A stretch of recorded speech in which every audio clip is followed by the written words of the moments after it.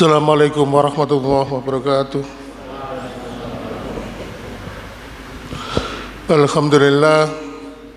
Alhamdulillahilladzi hamdan katsiran thayyiban mubarakan fih kama yuhibbu rabbuna wa yarda. Asyhadu an la ilaha illallah wahdahu la syarika lah wa asyhadu anna Muhammadan abduhu wa rasuluhu alladzi la nabiyya ba'da. Allahumma salli wa sallim wa barik ala Muhammadin wa ala alihi wa ashabihi wa man tabi'ahum bi ihsanin ila yaumiddin. Fa ya ibadallah usikum wa nafsi bi taqwallah faqad fazal muttaqun. Qala ta'ala fi kitabil karim, a'udzu billahi samii'il alim minas syaitonir rajim. Ya ayyuhalladzina amanu taqullaha haqqa tuqatih wa la tamutunna illa wa antum muslimun. Alhamdulillah, senantiasa kita bersyukur kepada Allah Subhanahu wa taala yang memberikan kepada kita berbagai macam limpahan rahmat, inayah serta taufiknya, sehingga kita akhirnya terpilih menjadi hamba-hamba yang senantiasa mendapatkan keberkahan dari Allah Subhanahu wa taala. Dan itu dapat kita lihat ketika kita ini dikehendaki oleh Allah, dimudahkan dalam urusan ketaatan, dimudahkan dalam urusan ibadah, dan senantiasa kita diberikan bimbingan oleh Allah Subhanahu wa taala sehingga akhirnya kita bisa diberikan kekuatan istiqomah, bisa menjalankan kewajiban di bulan Ramadan, dan mudah-mudahan dapat nanti kita tunaikan pada kesempatan sampai akhir Ramadan. Mudah-mudahan sikap istiqomah atau konsistensi kita yang kita tunjukkan di bulan Ramadan bisa kita sambung, bisa kita lanjutkan di bulan-bulan setelahnya. Karena sesungguhnya salah satu poin dalam agama ini yang dinilai itu adalah istiqomah atau konsistensi. Walaupun orang itu terbiasa melakukan suatu amal, lalu suatu ketika dia mendapatkan uzur sehingga akhirnya dia terhalang melakukan amalan tersebut, maka agama ini memberikan penilaian, dia tetap dinilai melakukan amalan tersebut. Misalnya kalau kita ini rajin setiap malam melakukan qiyamul lail, sholat tahajud, lalu suatu ketika kita ini kelelahan sehingga akhirnya bangun menjelang subuh, maka di malam itu Allah tetap menulis kita melakukan qiyamul lail, padahal kita waktu itu luput dari melaksanakan qiyamul lail. Maka inilah hebatnya Allah, tanda baiknya Allah, tanda sayangnya Allah kepada hamba-hambanya, bahwasannya senantiasa kebaikan itu dinilai salah satu dari sikap istiqomah. Kemudian ma'asyiral muslimin wa zumratal mu'minin rahimakumullah. Dan tentunya kita menyadari setelah kita istiqomah ada satu hal yang kita rasakan, yaitu kita pasti merasakan lelah dan letih dalam melakukan amal ibadah. Dan memang Allah Subhanahu wa taala senang melihat hambanya lelah dan letih. Dan salah satu kenikmatan orang hidup di dunia itu menjadikan dirinya, dijadikan dirinya oleh Allah itu lelah dan letihnya. Oleh karena itu ma'asyiral muslimin, setiap orang di dunia ini, kata Rasulullah, pasti merasakan lelah dan letihnya. Cuma masalahnya dia lelah dan letihnya itu karena apa? Makanya Rasulullah SAW pernah menyampaikan dalam sebuah hadis riwayat Imam Tirmidzi, likuli amalin sirah wa likuli siratin fatrah, faman kana fatratu ila sunnati faqaitada wa man kana ila ghairi dzalik faqad halak. Setiap anak Adam itu pasti melakukan amal perbuatan. Wa likuli siratin fatrah, dan setiap amal perbuatan itu pasti mengandung lelah dan letih. Faman kana fatratu ila sunnati faqaitada, maka barang siapa yang lelahnya, letihnya senantiasa di dalam rangka untuk menjalankan sunnahnya Allah, perintah-perintah Allah, maka dia akan senantiasa mendapatkan hidayah dan petunjuk dari Allah Subhanahu wa ta'ala. Wa man kana ila ghairi dzalik, dan barang siapa yang lelahnya, letihnya selain itu, maka dia akan mendapatkan kehancuran dari Allah Subhanahu wa taala dalam kehidupan akhirat nanti. Oleh karena itu, ma'asyiral muslimin wa zumratal mu'minin rahimakumullah, makanya Allah itu senang melihat hambanya lelah dan letih. Dan ini dimaknai bahwa ketika kita ini merasa lelah dan letih, pasti kita akan merasakan nikmatnya istirahat. Makanya kalau kita melihat ada orang yang istirahatnya itu begitu nyenyak, tidurnya begitu angler, ya orang Jawa bilang, itu karena merasakan nikmatnya istirahat. Dan orang yang menikmati istirahat itu adalah orang yang dalam kehidupan itu lelah dan letih. Dan perlu diketahui, lelahnya dan letihnya orang beriman itu nanti istirahatnya bukan di dunia, tetapi istirahatnya orang beriman itu adalah dalam kehidupan akhirat. Karena apa? Selama orang itu hidup dalam kehidupan dunia, dia tidak akan pernah istirahat. Makanya Imam Ibnul Qayyim mengatakan, kita baru dikatakan istirahat ketika kita menginjakkan kaki kita ini di salah satu pintu surga. Maka kalau kita sudah mampu menginjakkan kaki kita di pintu surga, itu sudah namanya istirahat. Oleh karena itu, ma'asyiral muslimin, makanya kalau kita ini dibuat lelah dan letih oleh Allah Subhanahu wa taala, saya teringat juga hadis yang disampaikan oleh Imam Tirmidzi. Dalam sebuah riwayat Imam Tirmidzi mengatakan, wa min alamati suktila ayus billahu bima la yanfaq. Allah itu apabila senang dengan hambanya, maka hamba itu akan dihindarkan dari perkara-perkara yang tidak ada manfaatnya.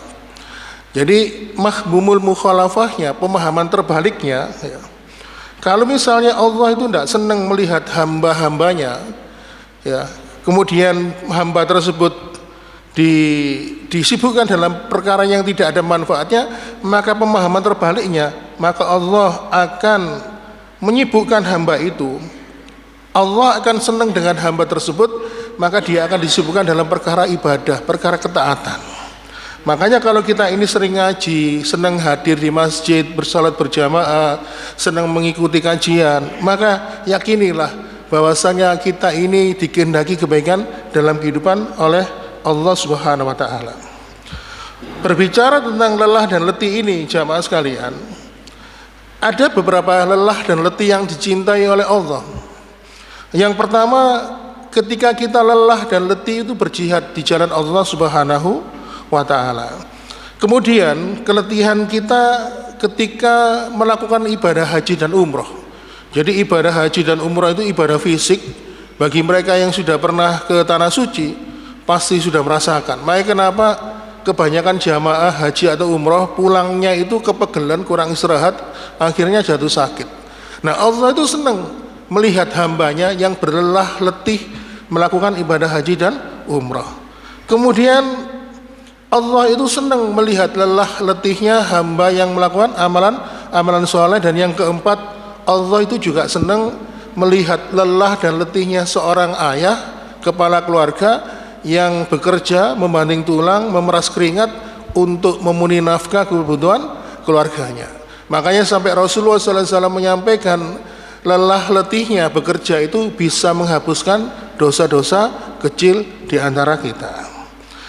Baiklah, ma'asyiral muslimin, itu sebagai mukadimah pembahasan awal. Kita akan segera memasuki materi yang sudah kita siapkan, yaitu tentang bagaimana Ramadan ini akan pergi meninggalkan kita. Lalu apa pelajaran yang dapat kita ambil dari Ramadan ini? Ma'asyiral muslimin, Allah Subhanahu wa taala memerintahkan kepada kita untuk mengambil pelajaran dari setiap peristiwa, dari setiap syariat yang dibebankan kepada kita. Sama pula ketika saat ini di akhir Ramadan kita sedang melakukan ibadah puasa, maka Allah juga menuntut kepada kita untuk mengambil pelajaran dari pelajaran selama di dalam bulan Ramadan. Ramadan itu termasuk syariat yang istimewa, sehingga para ulama memberikan sebutan sebagai syar'un man qablana, yaitu syariat yang sudah dibebankan kepada umat-umat terdahulu. Makanya kenapa perintah puasa itu di akhir ayatnya disampaikan dengan kalimat kutiba alaikum kama kutiba alal ladzina min qablikum, ya, diwajibkan kepada kamu yang saat ini dan juga diwajibkan kepada umat-umat terdahulu. Artinya syar'un man qablana ini, syariat puasa ini sudah ditetapkan oleh Allah dari umat-umat terdahulu hingga akhir zaman. Oleh karena itu ma'asyiral muslimin wa sumratal mukminin rahimakumullah, selama ini mungkin kita memahami puasa itu hanya berkutat di masalah pembahasan fikih saja. Bagaimana kita menahan lapar dan dahaga. Kemudian kita juga memahami puasa itu hanya sebatas hukumnya saja. Misalnya bagaimana hukumnya sahur dalam kondisi belum mandi besar atau dalam kondisi junub. Memang betul Ramadan itu membahas masalah fikih, dan memang benar Ramadan itu membahas tentang masalah syariat atau hukum, tetapi tidak berhenti di situ saja jamaah sekalian. Bahwasannya ada satu poin penting yang harus kita ketahui dari datangnya bulan Ramadan. Ma'asyiral muslimin wa sumratal mukminin rahimakumullah, yang menjadi pemahaman pertama kita dalam memahami apa sih tujuan kita ini menjalani Ramadan, yaitu tentang pertanyaan Ibunda Aisyah, salah satu istri baginda Nabi, apa yang aku baca, permintaan apa yang aku minta kepada Allah ketika aku memasuki 10 hari terakhir di bulan Ramadan. Lalu Rasulullah SAW mengatakan, wahai Aisyah, katakanlah, Allahumma innaka afun tuhibul afwa fa'fu anni. Ya Allah, engkau sesungguhnya Maha Pengampun, suka mengampuni, maka maafkanlah aku, ampunilah aku.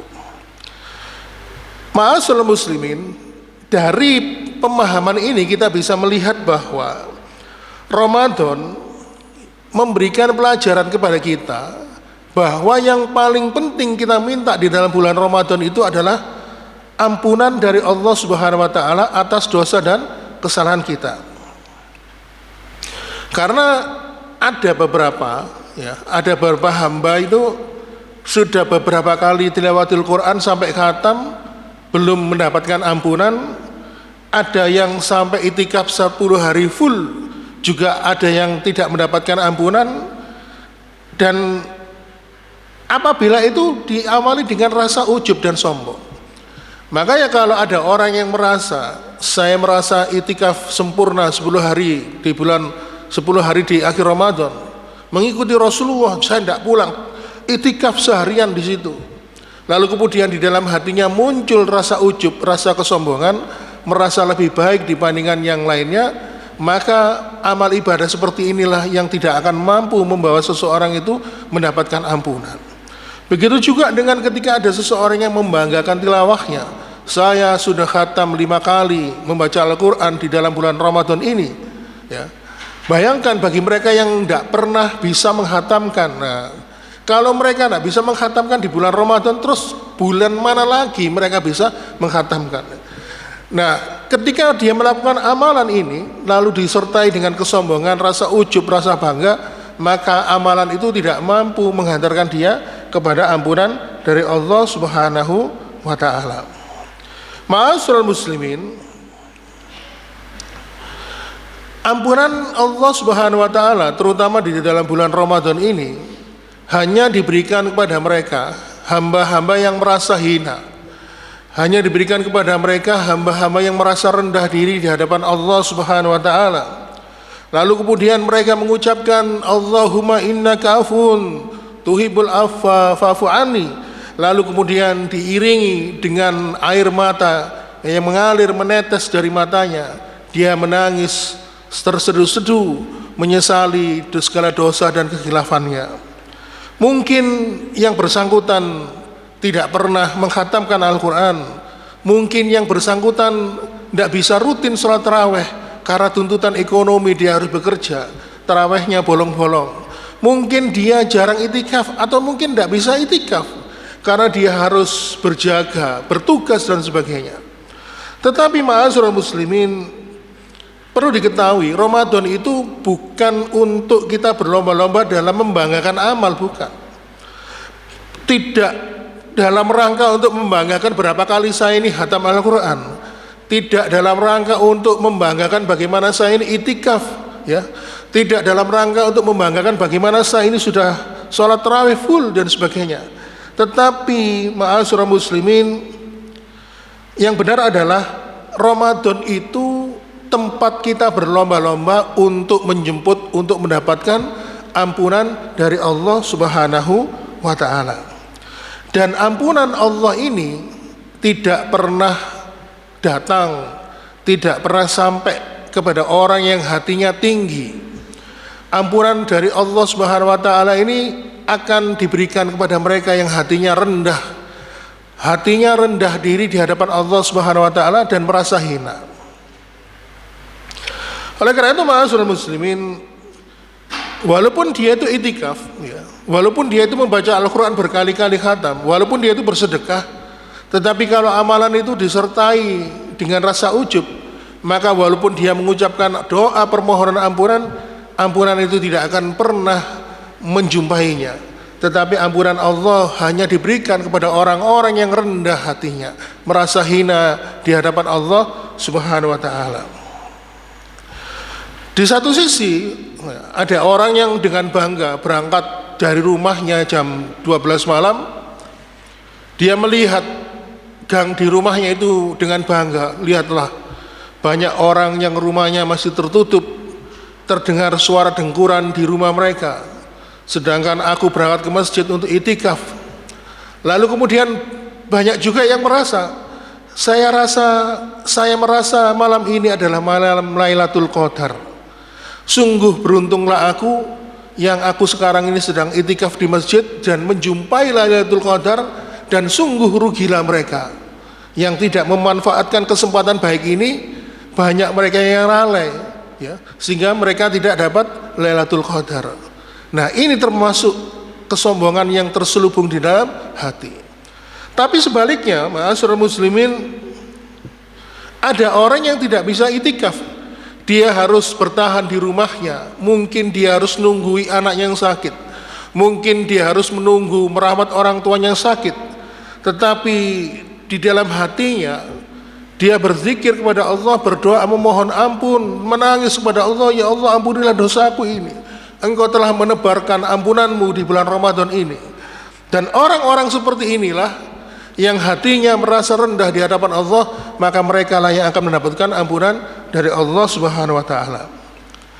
Oleh karena itu ma'asyiral muslimin, ketika ucapan Allahumma innaka afun bukan hanya ungkapan manis di bibir saja, akan tetapi ketika ucapan Allahumma innaka afun harus berasal dari hati yang merasa rendah dan hina di hadapan Allah Subhanahu wa ta'ala. Ada sebuah kisah yang cukup menarik yang disampaikan oleh seorang sahabat yang bernama Abdullah bin Mas'ud. Abdullah bin Mas'ud ini menceritakan sebuah kisah tentang seorang laki-laki yang beribadah selama 60 tahun. Jadi 60 tahun itu ibadahnya itu ya sholat, ya puasa, ya sedekah, haji dan umrah dan ibadah-ibadah lainnya. Nah, suatu ketika Allah Subhanahu wa ta'ala mengirimkan ujian untuknya. Dikirimkanlah untuknya seorang wanita yang cantik. Lalu akhirnya dia melakukan kekhilafan. Akhirnya laki-laki yang beribadah selama 60 tahun ini akhirnya berzina dengan wanita yang cantik itu selama 6 hari berturut-turut. Ma'asyiral muslimin, ketika dia menyadari kekhilafan hatinya, laki-laki yang beribadah selama 60 tahun ini akhirnya menyesal. Dia menyesal kepada Allah Subhanahu wa ta'ala, ya Allah ampunilah aku, maafkanlah aku ya Allah, aku telah khilaf, ya. Aku telah melakukan perbuatan yang nista dan hina. Sehingga akhirnya laki-laki yang beribadah selama 60 tahun ini, dia meninggalkan kediamannya, dia pergi hanya membawa baju yang menempel di badannya. Dia tidak membawa perbekalan. Hingga akhirnya suatu ketika karena dia tidak makan dan minum, dia merasakan badannya lemes gemeteran, lalu Allah tuntun dia datang ke suatu masjid. Nah ternyata di masjid itu Allah datangkan seorang laki-laki muda, seorang laki-laki yang memberikan makanan berupa sepotong roti. Dengan gemetaran dia mau makan, ya. Lalu tidak lama kemudian datanglah laki-laki tua, seorang pengemis tua yang datang dengan kondisi lebih parah dari dia, gemetaran. Dia mengatakan, saya sudah 3 hari tidak makan. Lalu akhirnya ma'azurul muslimin, laki-laki yang beribadah selama 60 tahun itu mengatakan, ya Allah, saya ini hina ya Allah, saya ini merasa rendah di hadapanmu, tapi ternyata masih ada orang yang menderita daripada saya. Akhirnya apa? Dipotonglah roti itu, tapi porsinya lebih banyak untuk laki-laki pengemis yang tidak makan selama 3 hari, sedangkan untuk dirinya dia hanya mengambil secukupnya saja. Lalu diberikanlah roti itu kepada laki-laki pengemis yang tidak makan selama 3 hari. Ma'asyiral muslimin, lalu kata Rasulullah SAW, setelah itu Allah datangkan malaikat maut. Jadi akhirnya Allah mewafatkan laki-laki yang telah beribadah selama 60 tahun ini. Lalu kemudian singkat cerita, dibentangkanlah peristiwa penghitungan amal di hari kiamat. Lalu dihitung amal ibadahnya. Laki-laki yang telah beribadah selama 60 tahun itu ditimbang amal ibadahnya dibandingkan dengan perbuatan zina yang dia lakukan dengan wanita yang cantik selama 6 hari berturut-turut. Dan ternyata perbuatan zina yang dilakukan selama 6 hari timbangannya jauh lebih berat dibandingkan dengan perbuatan amal ibadah ya selama ini yang dilakukan selama 60 tahun. Jomplang, Pak. Lalu akhirnya apa? Laki-laki itu mengatakan, alaktu, aku sungguh celaka, aku sungguh celaka. Kemudian dia merasa putus asa. Dia tidak punya harapan lagi untuk mendapatkan kebahagiaan di dalam kehidupan akhirat. Mungkin dia menyangka, ya, menyangka amal ibadahnya bisa menolongnya. Dan para ulama menjelaskan kenapa laki-laki yang beribadah selama 60 tahun ini timbangan amal ibadahnya itu timbangannya lebih berat dosa melakukan zina selama 6 hari dibandingkan amal ibadahnya selama 60 tahun. Para ulama menjelaskan karena dia selama 60 tahun beribadah di dalamnya penuh dengan riya, penuh dengan sum'ah, penuh dengan kesombongan dan kebanggaan di dalam hatinya. Lalu akhirnya Rasulullah SAW pun melanjutkan. Lalu kemudian ahli ibadah itu dipanggil oleh Allah. Ada satu amalan kata Allah yang belum aku timbang. Apa itu? Dia kaget, yaitu ketika kau memberikan potongan roti yang akan kau makan kepada laki-laki pengemis yang tidak makan selama 3 hari. Akhirnya amalan itu ditimbang, ternyata jauh lebih berat ya, dibandingkan perbuatan dosa yang dilakukan selama 6 hari. Lalu Allah mengatakan bahwasannya engkau telah memohon ampun kepada aku dengan perasaan menyesal, penuh rasa hina. Maka keadaan dirimu yang merendahkan dirimu di hadapanku inilah yang menyebabkan engkau mendapatkan balasan amal yang melimpah walaupun engkau memberikan sepotong roti kepada seorang pengemis yang tidak makan selama 3 hari. Inilah ma'asyiral muslimin hakikat ampunan. Ramadan itu memang kita ini harus senang bisa menjadi peserta di dalam bulan Ramadan, tetapi bukan berarti kita ini harus bangga dengan amal ibadah kita, membanggakan amal kita sehingga kita merasa ujub, merasa sombong. Tetapi Ramadan itu juga tidak bisa menjadikan kita jumawah, merasa lebih baik di hadapan orang-orang yang belum bisa melakukan amalan-amalan ibadah di dalam bulan Ramadan. Coba kalau kita perhatikan bagaimana Allah mengabulkan doa atau mencatat, mengabadikan doa para nabi dan rasul. Benang merahnya adalah benang merahnya ketika mereka mengawali doa pasti diawali dengan kalimat pengakuan bahwa telah menzalimi dirinya sendiri. Seperti doanya Nabi Adam yang terkenal itu, Rabbana zalamna anfusana wa ilam taghfir lana la tarhamna lanakunanna minal khasirin. Ya Rabb kami telah menzalimi diri kami. Apabila Engkau tidak mengampuni kami ya Allah, maka sungguh kami ini termasuk orang-orang yang rugi. Kemudian doanya Nabi Yunus ya, ketika dia dimasukkan dalam sebuah riwayat dimasukkan ke dalam perut ikan paus, dihukum oleh Allah di situ. Dalam sebuah keterangan ada yang mengatakan 40 hari. Lalu di situ Nabi Yunus mengakui kezaliman dirinya sendiri. La ilaha illa anta subhanaka inni kuntu minadz zalimin. Tidak ada Tuhan selain Engkau ya Allah, sesungguhnya kami ini telah zalim kepada diri kami sendiri. Inilah ma'asyiral muslimin, bahwasannya esensi bulan Ramadan yang kita jalani ini adalah kita mendapatkan ampunan, bukan mendapatkan kemenangan. Siapapun tidak akan pernah mendapatkan kemenangan, bahkan Rasul pun tidak berani menjamin dirinya mendapatkan kemenangan di dalam bulan Ramadan. Makanya ending kalimatnya adalah ketika kita mengakhiri bulan Ramadan itu diakhiri dengan kalimat apa? Banyak-banyak memohon ampun kepada Allah Subhanahu wa ta'ala. Inilah ma'asyiral muslimin wa subratal mu'minin rahimakumullah. Rahmat Allah itu, salah satu dari rahmat Allah itu adalah ampunan yang diberikan kepada kita. Dan amal ibadah yang kita lakukan, apapun bentuk amal ibadah itu, salah satu fungsinya adalah untuk mendapatkan rahmat Allah. Jadi kalau kita ini mengandalkan amal ibadah hanya untuk memasuki surga, maka amalan itu kata Rasulullah tidak akan bisa, karena sesungguhnya surga itu bisa diraih dengan rahmatnya Allah.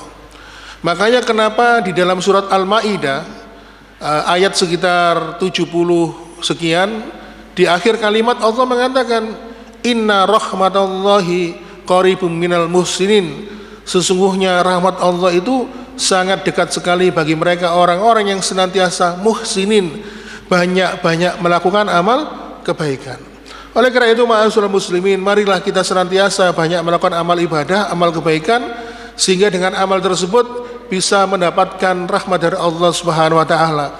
Rahmat Allah itu bisa berupa ampunan, rahmat Allah itu juga berupa kehidupan surga, dalam kehidupan surga di alam akhirat nanti. Demikian ma'asyiral muslimin, pelajaran yang dapat kita ambil dari bulan Ramadan yang kita jalani selama 1 bulan penuh ini. Mudah-mudahan kehidupan di dalam bulan Ramadan ini bisa kita terapkan dalam kehidupan di luar bulan-bulan berikutnya. Mohon maaf bila ada kekurangan, mudah-mudahan bisa memberikan manfaat. Kita akhiri, subhanakallahumma wa bihamdika asyhadu an la ilaha illa anta astaghfiruka wa atubu ilaik. Wassalamualaikum warahmatullahi wabarakatuh.